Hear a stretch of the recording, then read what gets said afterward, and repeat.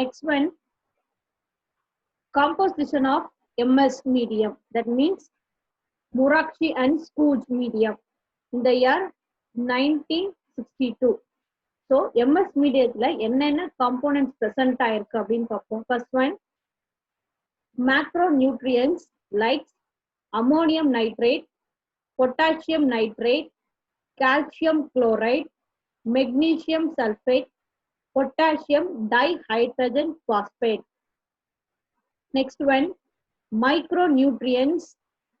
First one, magnesium sulfate. Second one, zinc sulfate. Third one, boric acids.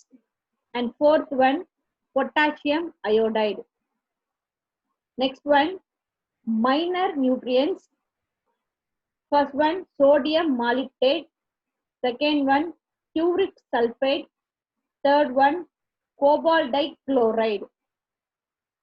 The next one, iron components like ferrous sulfate and NaEDTA component presence.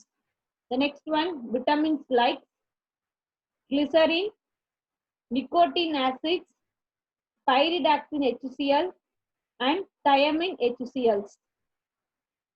Next one, growth hormones like indole acetic acid, IAA. Next one, kinetin. Third one, myo, inositol. And fourth one, nitrogens and sucrose. The last one, solidification agents like agar. So these are all the components present in MS medium.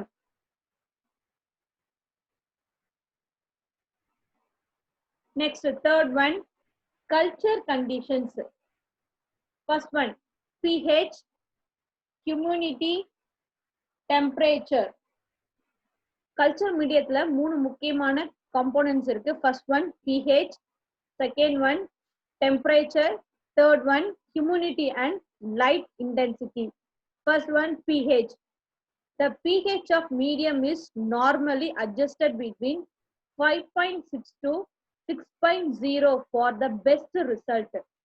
So PTC cultureல நம்மளுக்கு best result வேணும் அப்படின்னா pH condition வந்து பாத்தீங்கன்னா 5.6ல இருந்து 6.0 குள்ள மட்டும்தான் இருக்கணும். Second one, temperature. Temperature, the cultures should be incubated normally at constant temperature of 25 degrees Celsius plus or minus 2 degrees Celsius for optimal growth. So plantல PTC மூலமா growth நார்மலா இருக்கணும் அப்படின்னா அதுக்கு தேவையான டெம்பரேச்சர் வந்து பாத்தீங்கன்னா 25 degrees Celsius plus or minus 2 degrees Celsius வரைக்கும் இருக்கணும். Next, third one, humidity and light intensity. So இதுல என்னென்ன தேவை அப்படின்னு பாத்தீங்கன்னா first one, the cultures required 50 to 60% relative humidity and 16 hours of photo period by the illumination of cool white fluorescent tubes of approximately 1000 lux. So humidity and light intensity la first நம்மளுக்கு 50 to 60% கண்டிப்பா humidity ஈரப்பதம் தேவை. அது வந்து பாத்தீங்கன்னா 1000 ஃபிலிம்ல இருக்கணும். At the same time 16 hours வந்து பாத்தீங்கன்னா நம்மளுக்கு லைட் கண்டிப்பா தேவைப்படும். இது எல்லாமே இருந்தாதான் அந்த கல்ச்சர் மீடியத்துல வளரக்கூடிய எக்ஸ்பேண்ட் கரெக்டா வளரும். Next one, aerations. Fourth one, aeration, காற்றோட்டம். Aeration to the culture can be provided by shaking the flask or tubes of liquid culture on automatic shaker or aeration of the medium by passing with filter sterile air. So இந்த ஏரியேஷன்ல வந்து பாத்தீங்கன்னா நம்ம use பண்ற அந்த flask or test tube வந்து பாத்தீங்கன்னா நம்ம லைட்டா ஷேக் பண்ற மூலியமா அதுக்கு வந்து காத்து கிடைக்கலாம். அப்படி இல்லை அப்படின்னு பாத்தீங்கன்னா நம்ம அந்த ஏரை வந்து பாஸ் பண்ணலாம் அந்த டெஸ்ட் டியூபுக்குள்ள. அந்த ஏர் பாஸ் பண்ற ஏரியா வந்து பாத்தீங்கன்னா கண்டிப்பா ஏரியேஷன். ஏரியேஷன்னா எந்த ஒரு மைக்ரோ ஆர்கானிசமும் இல்லாம அந்த பார்ட் வந்து ரொம்ப கிளீனா இருக்கணும். ஒண்ணு வந்து ஏரியேஷனுக்கு அந்த டெஸ்ட் டியூப் வந்து லைட்டா ஷேக் பண்ணலாம். அப்படி இல்லைன்னா வந்து பாத்தீங்கன்னா ஏரை வந்து ஃபில்டர் ஸ்டிரைல்டு ஏரை வந்து உள்ள வந்து நம்ம பாஸ் பண்ணலாம். இந்த பாசிபிலிட்டி தான் ஏரியேஷனுக்கு இருக்கு.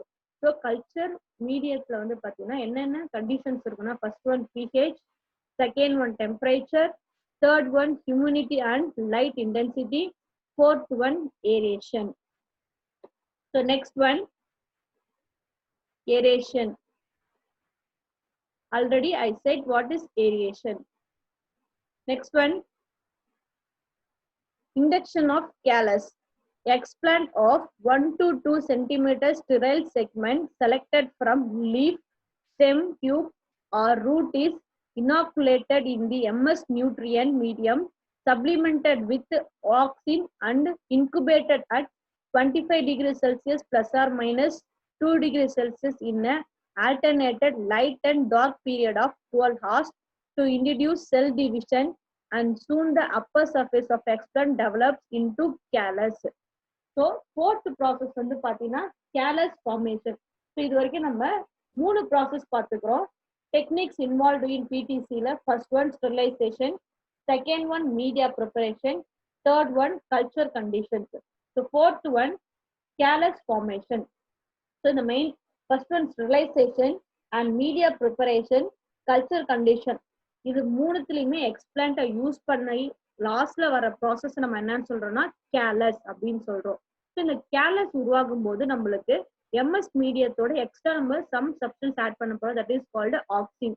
ஸோ இது எல்லாமே ஆட் பண்ணதுக்கு அப்புறம் இந்த டெஸ்ட் டியூபை வந்து நம்ம 25 degree Celsius plus or minus 2 degree செல்சியஸை டார்க் அண்ட் லைட்ல மாத்தி 12 hours நம்ம வச்சதுக்கு அப்புறம் அந்த எக்ஸ்பிளான்ட்ல இருந்து நம்மளுக்கு அந்த சர்ஃபேஸ் அவுட்டர் சர்ஃபேஸ்ல வந்து பாத்தீங்கன்னா சம் செல் டிவிஷன்ஸை நம்ம பார்க்க முடியும்.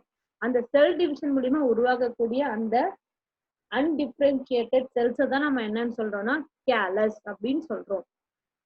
So callus is an mass of unorganized growth of plant cell or tissue in vitro culture medium.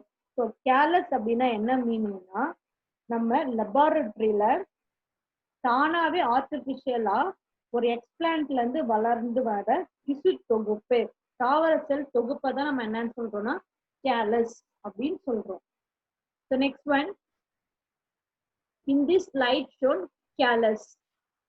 So plant பார்ட்ல இருந்து நம்மளுக்கு தேவையான செல்ஸ் ஆர் டிஷ்யூஸை மட்டும் எடுத்து அதை வந்து ஸ்டெரிலைசேஷன் பண்ணி மீடியம் எம்எஸ் மீடியத்துல டிப் பண்ணி எடுத்து அதுக்கப்புறம் அதுக்கு தேவையான pH, temperature, humidity and light density aeration கொடுத்ததுக்கு அப்புறம் அந்த explant is converted into callus. So இந்த callus தான் இந்த ஸ்லைட்ல பார்க்குறோம். This slide shown structure of callus. So callus means unorganized group of cells, that is called callus. Next one, embryogenesis. What is embryogenesis? The callus cell undergoes differentiation and produces somatic embryos known as embryoids. The embryoids are subculture to produce plantlets. So embryogenesis என்ன மீனிங்னா, callus வந்து பாத்தீங்கன்னா differentiate ஆக போகுது. So என்னவா மாற போகுதுன்னா somatic embryos. Somatic embryos மாறக்கூடிய அந்த callus-ஓட அமைப்பை நம்ம என்னன்னு சொல்றோம் அப்படின்னா எம்ப்ரியாய்ட்ஸ் அப்படின்னு சொல்றோம். இந்த எம்ப்ரியாய்ட்ஸ் வந்து பாத்தீங்கன்னா எதுக்கு யூஸ் ஆகுதுன்னா, சப் கல்ச்சர்ல இருந்து பிளான்ட்லெட்ஸ் அந்த எம்ப்ரியோஸ் தான் கொஞ்சம் கொஞ்சமா என்னவா மாற போகுதுன்னா ஒரு பக்கம் ஸ்டெம் ஆகவும் இன்னொரு பக்கம் ரூட்டாகவும் மாறப்போகுது. That is called embryogenesis. Next one, hardening. The plantlets developed in vitro require a hardening period and so are transferred to greenhouse or hardening chambers and then to normal environment conditions. Hardening is the gradual expose of in vitro developed plantlets in humid chambers in diffuse light for assimilation of so as to enable them to grow under normal field conditions. So hardeningல என்ன நம்ம பண்ண போறோம் அப்படின்னு பாத்தீங்கன்னா, callus மூலமா உருவான embryogenesis எக்ஸ்பிளான்ட்டை வந்து பாத்தீங்கன்னா அந்த பிளான்ட்டை வந்து கரெக்டான டைம்ல வந்து பாத்தீங்கன்னா கொஞ்சம் கொஞ்சமா டைரக்டா எடுத்துட்டு போய் நார்மல் கண்டிஷன் வைக்காம லெபார்டரியில இருந்து கொஞ்சம் கொஞ்சமா டெம்பரேச்சரை இன்க்ரீஸ் பண்ணி நார்மல் என்விரான்மெண்ட்க்கு அதை எடுத்துட்டு வந்து பிளான்ட்டை உற்பத்தி பண்றத பிளான்ட்டை வந்து வளர்க்குற ப்ராசஸ் தான் நம்ம என்னன்னு சொல்றோம்னா ஹார்டனிங் அப்படின்னு சொல்றோம். இந்த ஹார்டனிங்க்கு வந்து பார்த்தீங்கன்னா என்னென்னலாம் தேவைப்படும்னா கரெக்டான பீரியட்ல நம்ம கிரீன் ஹவுஸ் ஆர் ஹார்டனிங் சாம்பர்ஸை யூஸ் பண்றோம். அந்த சாம்பர்ஸை யூஸ் பண்ணும்போது அந்த பிளான்ட் லெபார்டரி கண்டிஷன்ல இருந்து நார்மல் கண்டிஷனுக்கு மாறக்கூடிய எல்லா ஆக்டிவிட்டிஸையும் அதை வச்சிருக்கும். ஸோ அப்படி வச்சிருந்ததுக்கு அப்புறம் தான் அந்த பிளான்ட்டை நம்ம என்விரான்மெண்ட் கண்டிஷன்ஸ்க்கு கொஞ்சம் கொஞ்சமா எடுத்துட்டு வந்து நம்மளால ஃபீல்டு நமக்கு எந்த ஃபீல்டுல வளர்க்க ஆசைப்படுறோமோ அந்த ஃபீல்டுல நம்மளால வளர்க்க முடியும். ஸோ அப்ப techniques involve in PTC is first one sterilisation, second one media preparation, third one culture condition, fourth one induction of callus, fifth one embryogenesis, and last one hardening. Thank you, students.